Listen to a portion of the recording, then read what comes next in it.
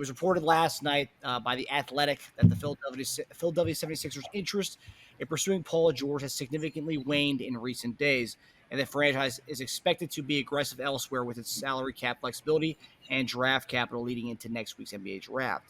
Then today, Shams said the Sixers' lack of interest in pursuing Paul George in recent days comes from the team's desire to be aggressive in the marketplace heading into the draft instead of waiting for George to hit free agency. Quote, the signal they're giving teams around the league is they're open for business. They feel like over the next week or so, they can be aggressive. And if there's another option that presents itself, they can move on and not have to wait until Paul George hits free agency. And then just a little bit ago, before we came on here, Nate Duncan reported that, quote, I wouldn't discount the Sixers' interest in Paul George until his status is finalized with LA or elsewhere. George has been a top on Philadelphia's wish list for some time. Should the Sixers get the chance to talk with George on June 30th? So obviously lots to unpack here. So I'm just going to ask you guys, what do you guys make of this Paul George situation? Because it's just continuously evolving. I think it's just it's a bunch of fluff. And to be honest with you, I mean, I think they have interest in Paul? Yes. How much? That's the thing that's uncertain. But if right now the only thing you can do is talk to your free agents and do trades, and you got the draft coming, then why talk free agency when you need to be talking trade? So I think the conversation is kind of being shifted to making moves and saying we're available right now via trade, and everybody knows the cap situation. So I think that you want to kind of steer things that way to kind of let teams know, the direction that you're looking right now and not looking ahead to free agency. Also, I think they may be in some conversations with teams that there's maybe some smoke screens thrown out there. Maybe they want them to be more aggressive, or maybe or less aggressive, or however it could be. But I do think that it's some dialogue going both ways as far as draft trade, and free agency. I'm looking forward to free agency. I think that you're trying to put yourself in the situation to get what you want. If you can get it via trade before free agency ever happens, then I think that's something they'll pursue. I just think that they can't just say, okay, we're all in on Paul George, and then all of a sudden the Clippers has his right, so they can pay him the most. So you get the free agency, and all of a sudden you don't even really get a chance to even address that. Now you're stuck. So I think that you have to kind of, it could be the Sixers putting some of these, deflectors down, but it should be. Technically you can't talk to him, Paul George, anyway. You don't know the direction he's going. Anytime you see Paul George, as far as the Clippers not giving him his deal, who is that coming from? Obviously it's coming from probably Paul George's people. Yeah, putting stuff out there that, hey, my client may be available. So it's just a lot of, putting yourself in the best position to be successful. So I wouldn't discard anything, but I also wouldn't put all of my eggs in one basket thinking only one thing is correct. So many scenarios to talk about. So you got one possibility. We don't want to sit around and wait for Paul George in case he decides to stay put and takes a little less money from the Clippers. 2, that he's not that interested in coming to Philly, and we got wind of that. 3, that we thought he would take a little less if we gave him an extra year, and maybe he's not interested in that. I don't know. We can't talk to him, but there are other ways of getting messages across, right? Another one is that we thought we could just sign him outright, and we're not interested in the opt-in and trade because that defeated the whole purpose of getting him in the first place, which is we could just sign him and not have to give up assets. So there's a lot there. He can still being used as leverage. Or, like you said, it could just be one giant smoke screen, because I felt like it was too much of a foregone conclusion that we were going to just give George everything he wanted in free agency. And I don't know how that would benefit us, because if you're the Sixers, you don't want the Clippers thinking we're going to offer him everything, because then they have 7 days to up their offer to him. They're on the clock to go, okay, we know Philly's going to offer him 4 for $212. So there you go. We have to offer him that, at least that, to get him to stay. Or a little less, maybe $2 million less to get him to stay. He'll probably stay for $2 less million. But if they're like, if the new report is, you know what, we could do without Paul George, then Clippers could be like, okay, well then Paul George has no leverage. We can offer him a lot less. Where's he going to go? He can go to Orlando for less money? No. So there you go. We can offer him less now. In my opinion, we want the Clippers thinking that we're not interested. That way they can keep their offer low, and that it goes all the way to the deadline, and George is like, you know what? I can come back for the same offer. I'll just opt out and see what I got in free agency. And then we're like, oh, you're available now? Well, here's that offer we were not going to give you a week ago. Here it is. I think my overall question, I know every guy's different and people accept less or more.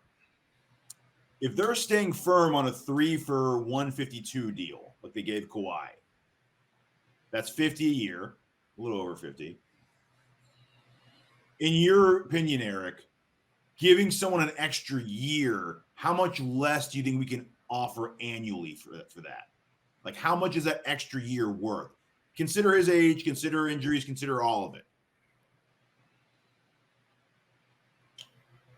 I mean, if I had to guess, and you at 50 per, I would think maybe 60% of the contract. Really? 60% of the year, 60% of the yearly contract for 4 years. So that would be what, 30 million a year for 4 years? I mean, no, not that. 60% maybe in that last year, if you can do it like that. That's what I think that he's probably the value for him. Not necessarily he should take it. I'm saying that's probably the value.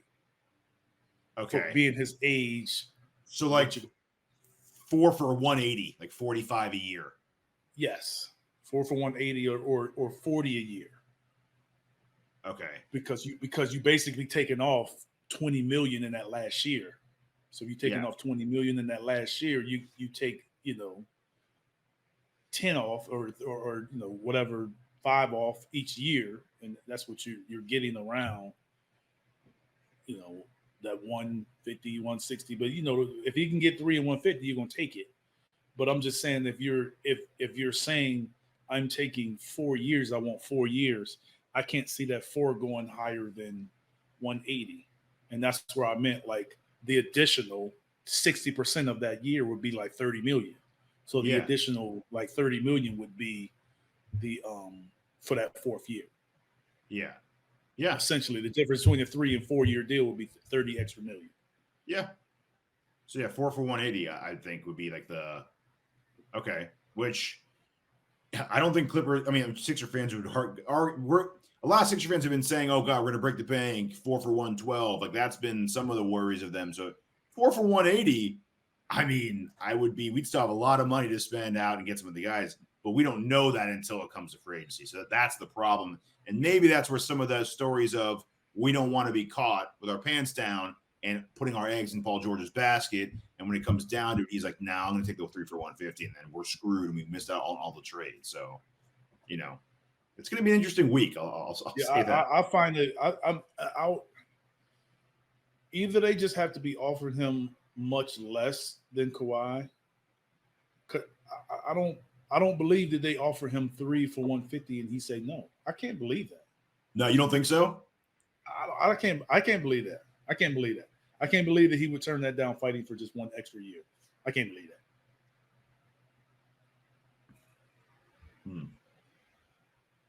That's interesting. I know they're trying 3 for 150. He's not getting 3 for 150 from any team. It's not one team who's going to give him 3 years and 150. Sixers won't do it.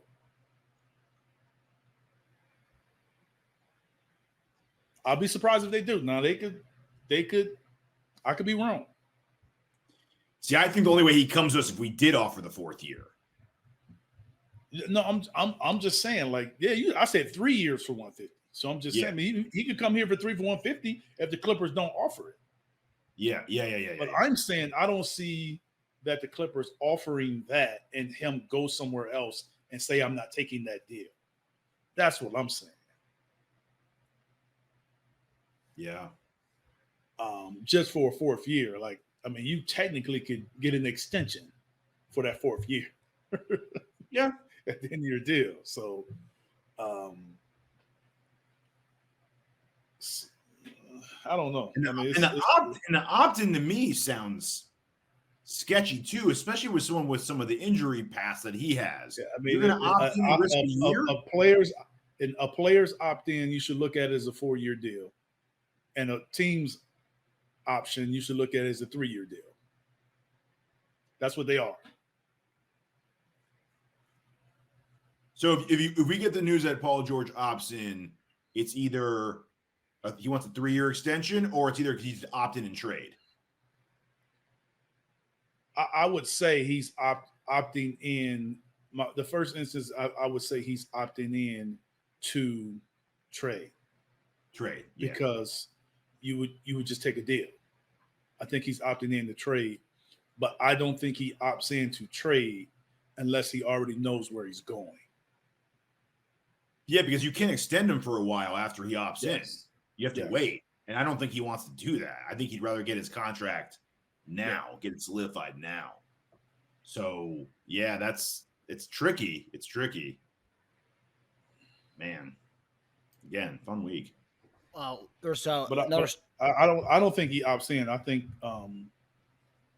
he becomes a free agent. That's just my opinion. Yeah. One of the things that Sixers fans, I mean, is because it might be his last time being a free agent like this. Yeah, that's what Sean said. They say he's never experienced it before. He's always been traded before he got a free agent. Yeah, like this. Mid-30s, he's never experienced it. Yeah. Yeah, always sign extensions. On his podcast, he talked about Orlando, and that's another potential landing spot for him as well. He was hyping up Orlando on his last podcast. There's good reason to do that. I mean, they got some good. They got some good young pieces. If you want to go that route and kind of, do the Miller and kind of play with some younger guys, and that's a good option. And going to Florida too, if that's what you want. If that's what you want, that's a good option. Yeah. Yeah. Well, he said he's prioritizing style of play over championships, pretty much. He said that. What do you think about that, Eric? I was going to ask you that. Not exactly. He said, I think the exact quote was, people keep saying I'm chasing a championship. This isn't about, I'm not going into free agency chasing a championship. I'm looking at style of play as my priority. A lot of people just think that means money is what is the motive there. Because I mean, it is style of play, but it's style of play for the teams that have the money. Mm-hmm. Yeah, actually too. I mean, they go hand in hand. I mean, he's not going to go play with Boston and take the minimum. Like, you know what I'm saying? Like, that's what he probably considers, chasing the ring. Going to Denver and taking less than he can get with the Clippers and other places. So I think it's the significant drop in pay is when guys say you chasing something. But I don't think it's chasing the championship if you go to Philly, Orlando, New York. I don't think those are chasing championships. I think it's going to a team where you take that is already good and you take a significant pay cut when you have the value to not have to take that pay cut is when you kind of like looked at as someone kind of chasing the ring, but which I don't have a problem with. I don't have a problem with people chasing that at all. I don't. That's your personal preference if you want to, get that money back. But so I would maximize what you can maximize when you can maximize it. Yeah, there's definitely a frustration from Clipper fans in general. I've gone to many of the Twitter threads and I haven't been following Paul George's comments over the years that closely, but they have, and they just say he just kind of talks out of both sides of the past few years. He wanted to be the guy, and then he said he was doing too much, and then he wanted to handle the ball more, and then he said he wanted to have a guy control the offense. He just said a lot of things like over the years. He says he wants this, and he said he wants the opposite over many times. And, he said he missed Nico, and he said he missed Rocco a lot. And I don't know. And they say he's chasing a different style of play. So I don't know if that means that he doesn't. Do you think that means he doesn't agree with the style of play where he's currently at? If you say I'm chasing style of play, do you think that automatically means it's not right style of play here currently in LA? No, I wouldn't say No? that. Okay. No, I would say if he's going to leave, he wants to play in a particular style of play. Okay. Not, I don't like this style of play. I'm going to go find something I like. I'm not just going to leave and just go anywhere. It has to. The style of play has to work. Yeah. And style of play to me isn't necessarily just all style of play. Some of it is who I'm playing with and who's coaching. Yeah. So that when I hear style of play, that's what that's what I hear. Who am I playing with? Who's coaching? What do they try to do? More so than style of play, because everybody ends up the same way. Your best player gets the basketball, either via ISO, turnout, pick and roll, whatever you want to say. You end up in the same situation. So yeah, this Paul George sweepstakes stuff is going to be an interesting one to watch. Just in one day, just 3 different stories Crazy. about it. So that'll be interesting.